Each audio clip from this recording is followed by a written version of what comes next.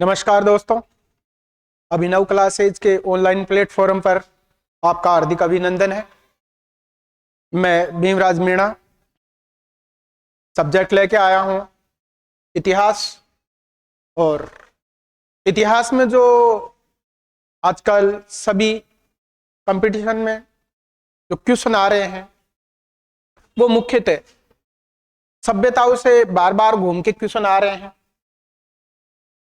अभी हाल ही में वन रक्षक और वनपाल के जो एग्जाम लगे हैं उनमें सभ्यताओं से संबंधित बहुत सारे क्वेश्चन आए हैं। तो सभ्यताओं के बारे में अपन आज चर्चा करेंगे और इनसे संबंधित जो भी आपकी डाउट्स है उनको आप क्लियर करने के लिए हमारे साथ जुड़िए।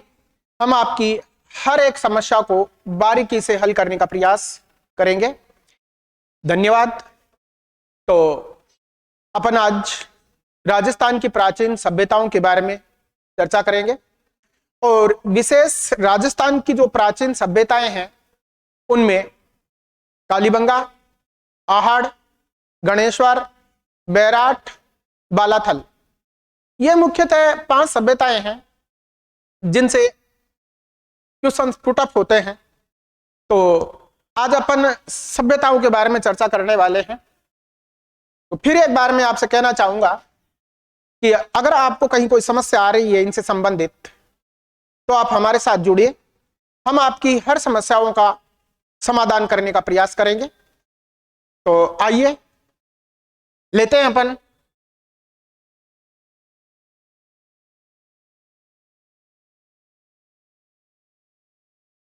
राजस्थान की प्राचीन सभ्यताएं। तो सबसे पहले तो अपन बात करेंगे, देखिए राजस्थान की प्राचीन सभ्यताओं को अपन विशेषतः 3 भागों में बांट सकते हैं। 3 पार्ट कौन कौन से होंगे? तो एक तो होता है पाषाण युगीन सभ्यताएं,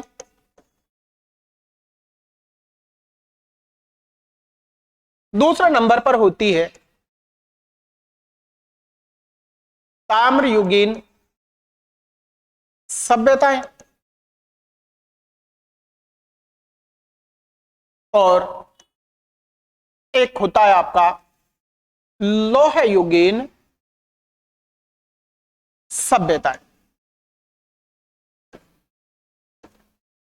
तो राजस्थान की प्राचीन सभ्यताओं को अपन 3 भागों में विभाजित कर रहे हैं।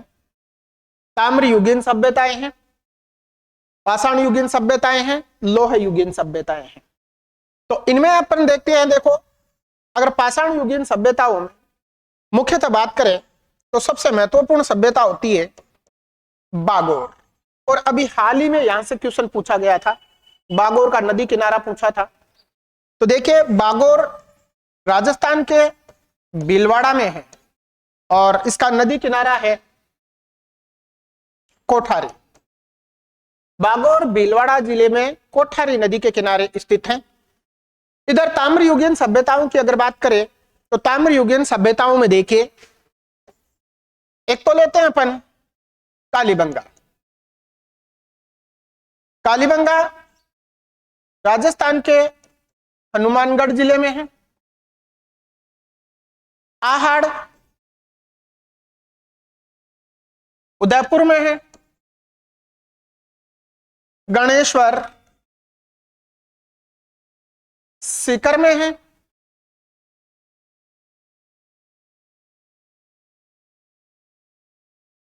बालाथल उदयपुर में है और बैराठ जयपुर में है। कालीबंगा हनुमानगढ़ जिले में गगर नदी के तट पर है। आहड़ उदयपुर में आयड़ नदी के तट पर है। गणेश्वर सीकर में कांकली नदी के तट पर है। बालाथल उदयपुर में बनास नदी के किनारे है। बैराठ जयपुर में बाणगंगा नदी के किनारे स्थित है। तो दो हो गई आपके पास पाषाण युगीन सभ्यताएं और ताम्र युगीन सभ्यताएं।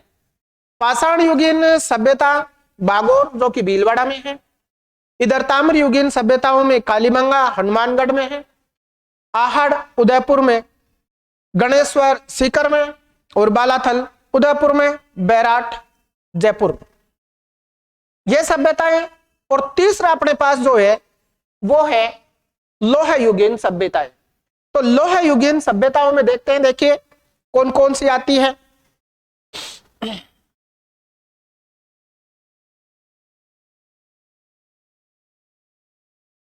बैराट भी आपकी लोह युगीन सभ्यताओं में है। रैंड, नोह, सुनारी,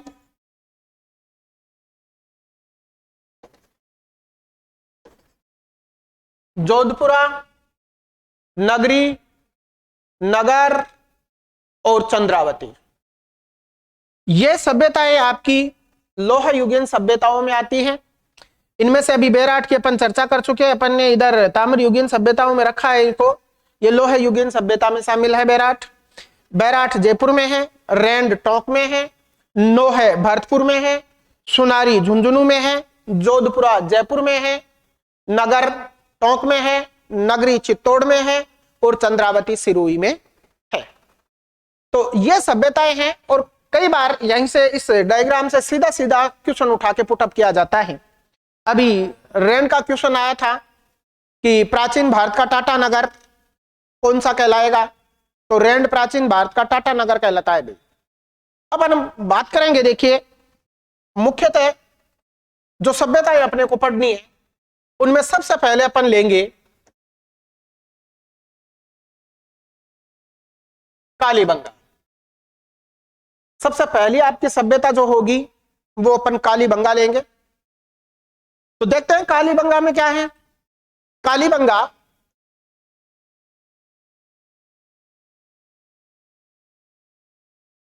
पंजाबी भाषा का शब्द है और इसका शाब्दिक अर्थ होता है काली चूड़ियां। पंजाबी भाषा का शब्द होगा और इसका शाब्दिक अर्थ होगा काली चूड़ियां। फिर अपन देखेंगे इसकी भौगोलिक स्थिति।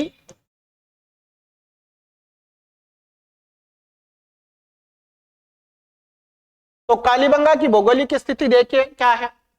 कालीबंगा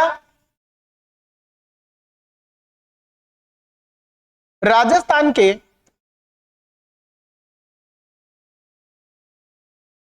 हनुमानगढ़ जिले में, हनुमानगढ़ जिले में घग्गर नदी के किनारे स्थित है। कालीबंगा की भौगोलिक स्थिति क्या है। कालीबंगा राजस्थान के हनुमानगढ़ जिले में घग्गर नदी के किनारे स्थित है। लेकिन ध्यान देंगे एक बार, 1994 से पहले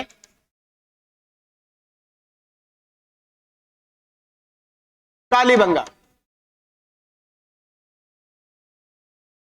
गंगानगर जिले में स्थित थी। 1994 से पहले कालीबंगा श्री गंगानगर जिले में स्थित थी। 12 जुलाई 1994 ईस्वी को गंगानगर से एक नया जिला निकाला गया था जो हनुमानगढ़ के नाम से जाना जाता है और यह राजस्थान में बनने वाला 31वां जिला था।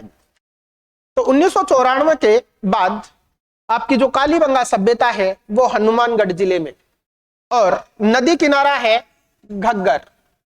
यदि घग्गर ऑप्शन में नहीं होता है तो घग्गर के स्थान पर सरस्वती नदी होगी भी, क्योंकि जहां वैदिक काल में सरस्वती नदी प्रवाहित होती थी, आज वर्तमान में उस स्थान पर आपकी घग्गर नदी प्रवाहित होती है। तो या तो ऑप्शन में घग्गर नदी होगा या फिर ऑप्शन में घग्गर नहीं होता है तो सरस्वती होगी, और दोनों ऑप्शन में होगा तो जो वर्तमान लोकेशन है घग्गर नदी वो जवाब देंगे। अब बात करते हैं, देखिए कालीबंगा की खोज। तो कालीबंगा की खोज 1952 ईस्वी में अमलानंद घोष के द्वारा की गई। कालीबंगा की खोज 1952 ईस्वी में अमलानंद घोष के द्वारा की गई। यद्यपि कालीबंगा की प्रथम जानकारी एक इटालवी यात्री जिसका नाम था LP टेस्सीटोरे। तो भाई ध्यान रखेंगे, अमलानंद घोष से भी पहले कालीबंगा के संबंध में जो पहली जानकारी दी गई थी वो LP टेस्सीटोरे के द्वारा दी गई थी। LP टेस्सीटोरे ने सर्वप्रथम यह बताया था कि यहां पर किसी न किसी प्राचीन बस्ती के अवशेष रहे हो, यहां प्राचीन बस्ती रही हो। तो सबसे पहली जो जानकारी दी गई वो LP टेस्सीटोरे के द्वारा दी गई। उसके बाद में 1952 ईस्वी में अमलानंद घोष के द्वारा कालीबंगा की खोज की गई। लेकिन उत्खनन फिर और आगे जाके हुआ। 1952 में उत्खनन नहीं हुआ, 1952 में केवल इसकी खोज मात्र की गई थी। उत्खनन करने वाले 1961 से 1969 दो व्यक्ति होंगे। कालीबंगा का उत्खनन 1961 से 1969 ईस्वी के मध्य में हुआ और दो व्यक्तियों के द्वारा उत्खनन कार्य करवाया गया। उनके नाम है, देखिए, एक तो था BV लाल और इसका पूरा नाम होगा भाई ब्रजवासी लाल, और दूसरा जो व्यक्ति होगा वो था BK थापर। और BK थापर मतलब बालकृष्ण थापर। इन दो के द्वारा उत्खनन कार्य करवाया गया। तो एक बार फिर देखते हैं। देखो, पहली जानकारी तो किसके द्वारा दी गई है? LP टेस्सीटोरे के द्वारा सर्वप्रथम कालीबंगा की जानकारी दी गई और खोजकर्ता 1952 में अमलानंद घोष होगा और उत्खनन हुआ इसका 1961 से 1969 ईस्वी के मध्य। दो व्यक्ति होंगे, BV लाल, BV लाल का पूरा नाम होगा ब्रजवासी लाल, दूसरा BK थापर, इसका पूरा नाम है बालकृष्ण थापर। इनके द्वारा उत्खनन कार्य करवाया गया। अब कालीबंगा का उत्खनन जो है वो दो भागों में हुआ है। कालीबंगा दो भागों में उत्खनन किया जाएगा। एक भाग तो होगा प्राक हड़प्पा युगीन कालीबंगा,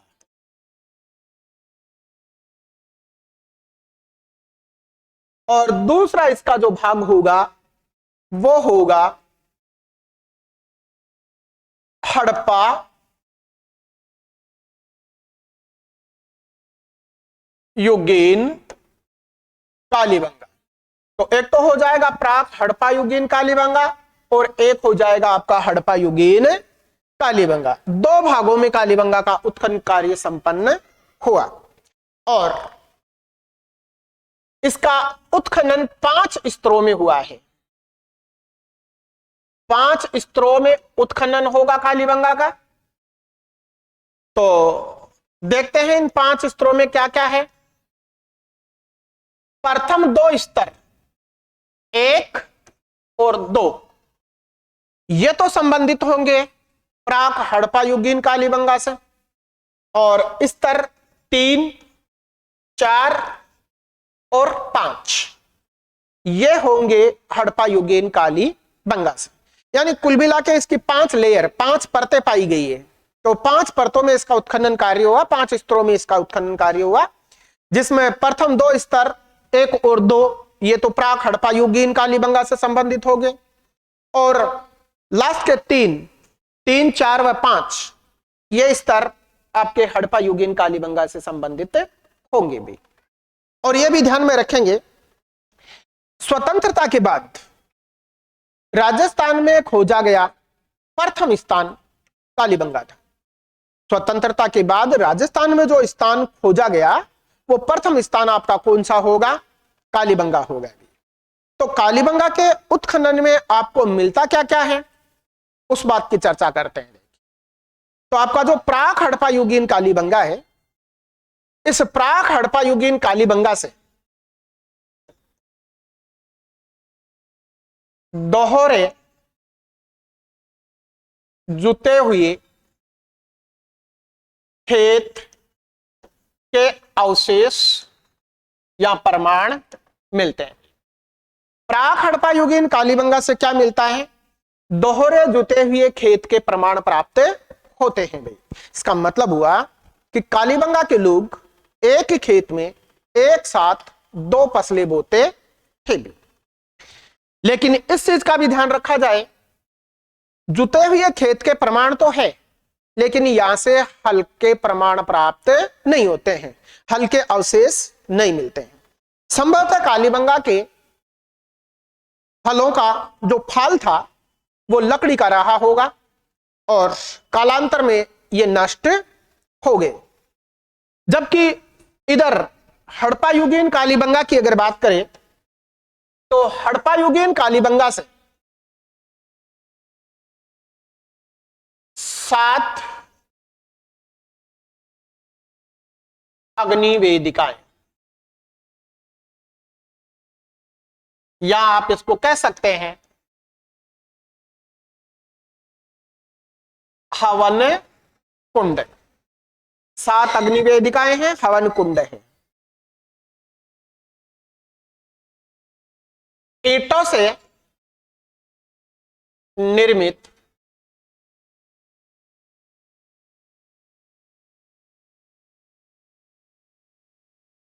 चबूतरे हैं और यहां से प्राप्त जो ईंटें हैं वो कच्ची ईंट है और इन ईंटों को धूप में सुखाकर पक्का किया गया है, पकाया नहीं गया। और कालीबंगा से प्राप्त जो सबसे बड़ी ईंट है, उस ईंट का आकार 30 गुणा 20 गुणा 15 सेंटीमीटर है। अर्थात अनुपात अगर पूछ लिए तो 3:2:1। बड़ी ईंट का अनुपात में आकार होगा 3:2:1 और जो छोटी ईंट मिलती है उसका आकार है 30 गुणा 15 गुणा 7.5 सेमी की होगी। और इसका आकार अगर पूछे अनुपात में तो 4:2:1। तो सबसे बड़ी ईंट का अनुपात तो होगा 3:2:1 और छोटी ईंट का आकार है 4:2:1। आगे देखते हैं और क्या मिलता है। सूती कपड़े में लिपटा हुआ उस्तरा। सूती कपड़े में लिपटा हुआ उस्तरा मिलता है। का मतलब हुआ कि कालीबंगा सभ्यता सूती कपड़े से अथवा कपास से परिचित थी। और आज भी अगर देखते हैं तो अपने राजस्थान के हनुमानगढ़ और गंगानगर जिलों में राज्य की सर्वाधिक कपास उत्पादित होती है। उस्तरा है, इसका मतलब हुआ कि ये लोग कटिंग दाढ़ी से परिचित रहे होंगे। अलंकृत ईंटें,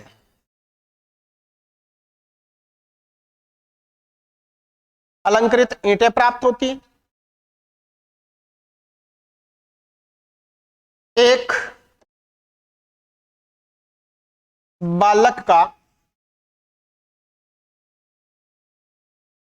कपाल खंड और इस कपाल खंड में 6 छिद्र पाए गए हैं। तो विद्वानों का यह अनुमान है कि संभवतः ये लोग शल्य चिकित्सा से परिचित रहे होंगे। तो बालक का कपाल खंड है और इस कपाल खंड में 6 छिद्र है।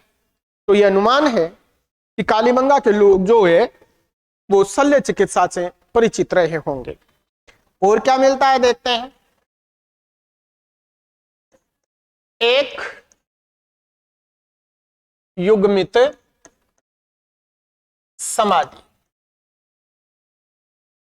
एक युग्मित समाधि मिली है जिसमें स्त्री और पुरुष दोनों को आलिंगनबद्ध स्थिति में दफनाया गया है। तो कुछ विद्वानों के अनुसार कालीबंगा के लोग सती प्रथा से परिचित रहे हो, ऐसा भी अनुमान लगाया जाता है। मेसोपोटामिया,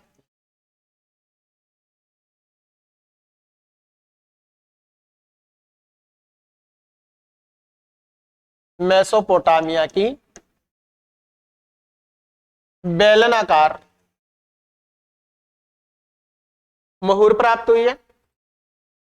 तो मेसोपोटामिया की बेलनाकार मुहूर से यह प्रमाणित होता है कि कालीबंगा के लोगों का संबंध मेसोपोटामियाई सभ्यता के साथ रहा होगा और यह संबंध संभवतः व्यापारिक संबंध रहा होगा, क्योंकि कालीबंगा हड़प्पा सभ्यता सिंधु घाटी सभ्यता का ही एक भाग था और सिंधु घाटी सभ्यता का प्रमुख व्यवसाय जो था वो व्यापार करना था।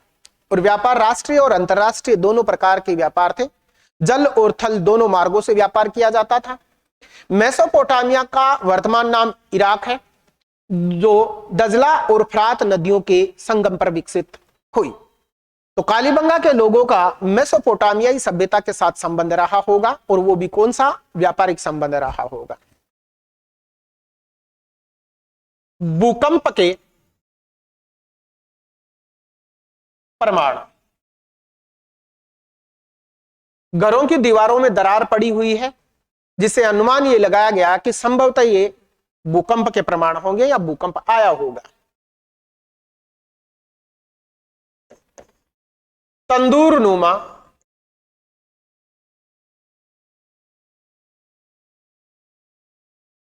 चूल्हा,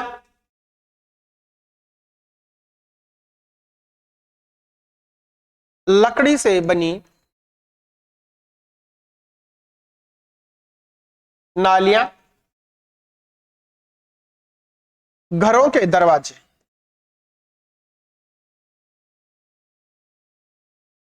या घरों के दरवाजों में एक पल्ले के किवाड़ों का प्रमाण, यानी कालीबंगा के घरों के दरवाजे एक पल्ले के रहे थे। स्वस्तिक का चिन्ह,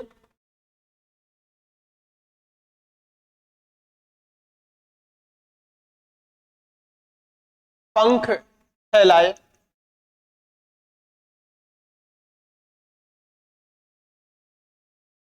बगुले की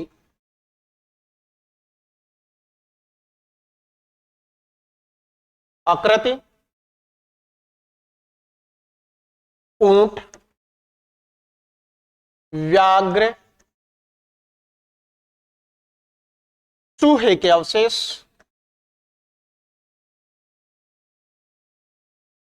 यह मिलते हैं।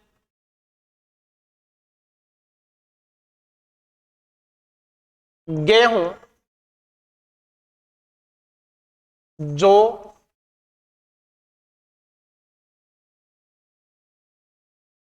के अवशेष,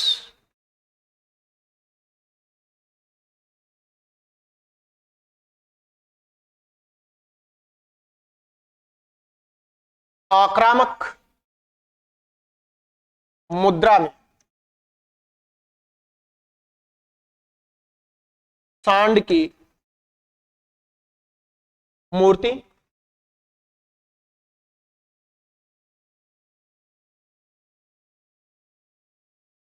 टेरिकोटा से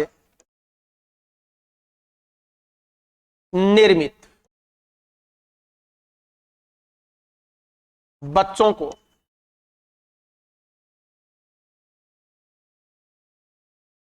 दूध पिलाने की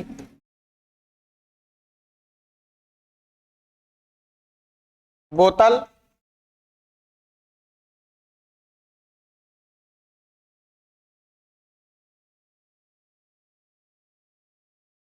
कच्ची ईंटों से निर्मित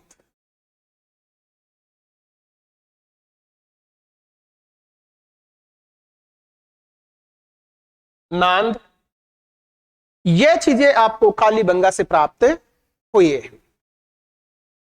इसके अतिरिक्त कालीबंगा में और भी देखते हैं। अमलानंद घोष ने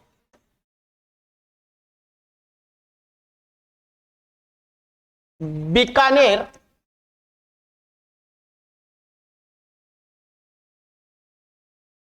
से सोती संस्कृति मिलती है और इस सोती संस्कृति को अमलानंद घोष ने कालीबंगा प्रथम का नाम दिया है। सोती संस्कृति को क्या कहेंगे? कालीबंगा प्रथम। और अमलानंद घोष का मानना है कि जब आपकी कालीबंगा थी तो कालीबंगा से पहले आपकी सोती संस्कृति विकसित हुई और सोती संस्कृति से ही यहां से लोग कालीबंगा की ओर गए और एक नवीन शहरी सभ्यता का निर्माण किया, जिसे वर्तमान में आप कालीबंगा के नाम से जानते हैं।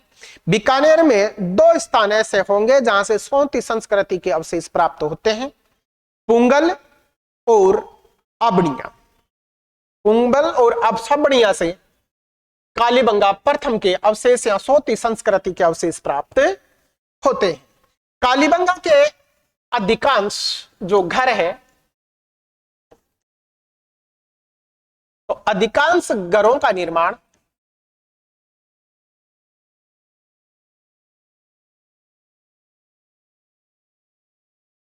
कच्ची ईंटों से हुआ है।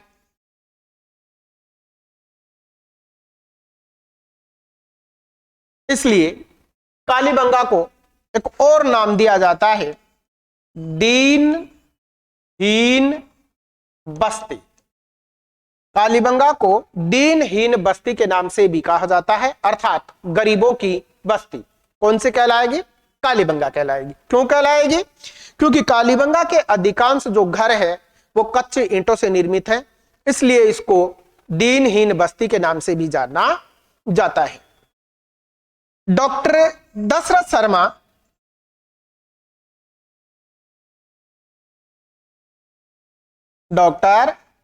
शर्मा ने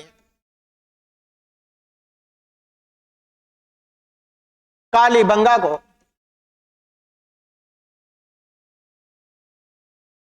सिंधु घाटी सभ्यता की तीसरी राजधानी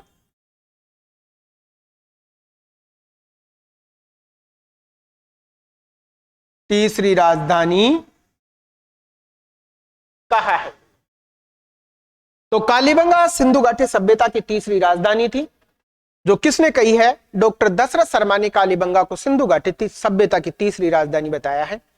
इसके अतिरिक्त सिंधु घाटी सभ्यता की 2 राजधानियां स्टुअर्ट पिगट ने हड़प्पा और मोहनजोदड़ो को किसी विस्तृत साम्राज्य की जुड़वा राजधानी कहा है।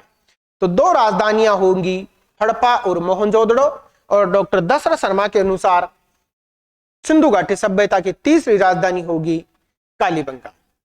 तो ये आपकी कालीबंगा थी। चलो एक बार और देख लेते हैं।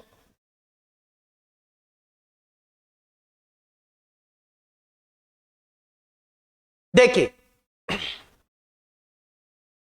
सबसे पहले अपन बात करेंगे, कालीबंगा पंजाबी भाषा का शब्द होगा। कालीबंगा का शाब्दिक अर्थ काली चूड़ियां होगा।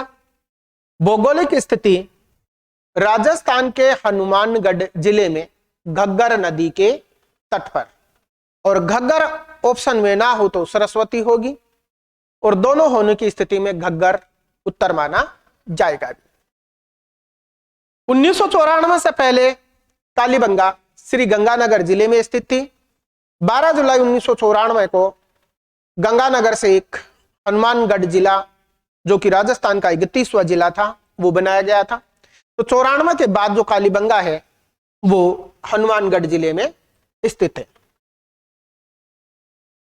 इसके अतिरिक्त अपन ने बात कही थी, देखिए कालीबंगा की प्रथम जानकारी जिस व्यक्ति के द्वारा दी गई वो आपका कौन होगा, एलपी टेसीटोरी। और एलपी टेसीटोरी इटली के उदयनी शहर का रहने वाला था। 1952 ईस्वी में अमलानंद घोष के द्वारा कालीबंगा की खोज की गई। तो कालीबंगा की खोजकर्ता 1952 में अमलानंद घोष होगा। उत्खनन 1961 से 1969 ईस्वी के मध्य बीवी लाल, ब्रजवासी लाल, बी के थापर, बालकृष्ण थापर के द्वारा उत्खनन कार्य करवाया गया। दो भागों में उत्खनन बताया मैंने आपको, प्राक हड़प्पा युगीन कालीबंगा और हड़प्पा युगीन कालीबंगा। 5 स्तरों में कालीबंगा का उत्खनन हुआ, अर्थात 5 लेयर पाई गई है, जिसमें से प्रथम 2 लेयर 1 और 2 प्राक हड़प्पा युगीन कालीबंगा से संबंधित होगी और 3 लेयर 3, 4 और 5 ये आपकी हड़प्पा युगीन कालीबंगा से संबंधित होंगे भी। प्राक हड़प्पा युगीन कालीबंगा से मैंने आपको दोहरे जुटे हुए खेत के प्रमाण बताए हैं। तो इसका मतलब था कि एक साथ एक खेत में 2 फसल बोने का प्रचलन था। हड़प्पा युगीन कालीबंगा की बात करें तो हड़प्पा युगीन कालीबंगा में देखिए 7 अग्नि वेदिकाएं, हवन कुंड है, ईंटों से निर्मित चबूतरे हैं और ईंटों का आकार 30 गुणा 20 गुणा 15 अर्थात 3:2:1 सेमी था और छोटी ईंट का आकार 30 गुणा 15 7.5 सेमी की होगी और अनुपात होगा इसका 4:2:1। सूती कपड़े में लिपटा हुआ उस्तरा है, अलंकृत ईंटें हैं, बालक का कपाल खंड है अर्थात शल्य चिकित्सा के प्रमाण है,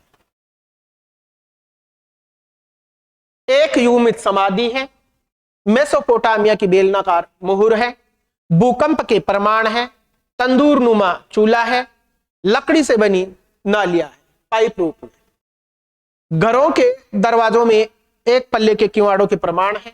हालांकि लकड़ी से बनी नालियां जो घरों से बाहर पानी लाने का काम करेगी वहीं काम में आती थी, बाकी सड़क के किनारे किनारे जो बड़ी नाली बनी थी वो पक्की ईंटों से निर्मित थी भी। उस समय भी इसकी जल निकास प्रणाली अत्यंत उन्नत अवस्था में थी, सफाई के प्रति अत्यधिक सचेत रहते थे, शहर का गंदा पानी गांव से बाहर ले जाके छोड़ते थे और ये एक शहरी सभ्यता थी भी।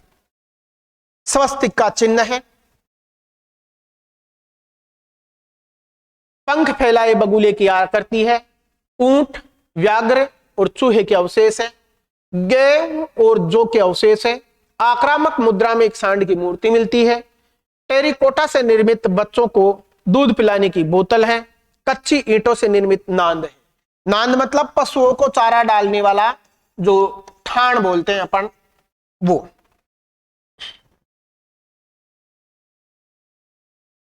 हाँ जी, तो इसका अधिकांश जो घर थे उन अधिकांश घरों का निर्माण कच्ची ईंटों से हुआ था।